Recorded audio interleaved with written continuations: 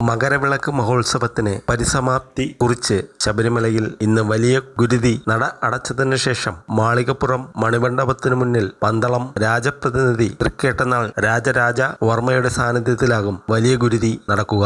തിങ്കളാഴ്ച രാജപ്രതിനിധിക്ക് മാത്രമാണ് സന്നിധാനത്ത് ദർശനം. രാവിലെ 5-ന് നട തുറക്കും. തുടർന്ന് കിഴക്കേ മണ്ഡപത്തിൽ ഗണപതി ഹോമം നടക്കും. പിന്നാലെ രാജപ്രതിനിധി സോപാനത്തെത്തി അയ്യപ്പ ദർശനം നടത്തും. അദ്ദേഹം മടങ്ങിയ ശേഷം മേൽശാന്തി അയ്യപ്പനെ ഭസ്മവിഭൂഷിതനാക്കി കഴുത്തിൽ രുദ്രാക്ഷമാലയും കയ്യിൽ യോഗദണ്ഡും അണിയിച്ച് യോഗനിദ്രയിലാക്കും. ഹരിവരാസനം പാടി ശ്രീലകത്തെ വിളക്കുകൾ അണച്ച് മേൽശാന്തി പിന്നോട്ട് ചുവടുവെച്ച് പുറത്തിറങ്ങി ശ്രീകോവിൽ നട അടയ്ക്കും. തുടർന്ന് താക്കോൽക്കൂട്ടവും പണക്കിഴിയുമായി 18-ാം പടിയിലിറങ്ങി താഴെ തിരുമുറ്റത്ത് കാത്തുനിൽക്കുന്ന രാജപ്രതിനിധിക്ക് കൈമാറും. ഇവ സ്വീകരിച്ച ശേഷം മേൽശാന്തിക്ക് തിരികെ നൽകും. തുടർന്നുള്ള 1 വർഷത്തെ പൂജകൾ നടത്താൻ അദ്ദേഹം നിർദ്ദേശിക്കും. തുടർന്ന് രാജപ്രതിനിധി തിരുവാഭരണത്തോടൊപ്പം പന്തളത്തേക്ക് മടക്കയാത്ര ആരംഭിക്കും.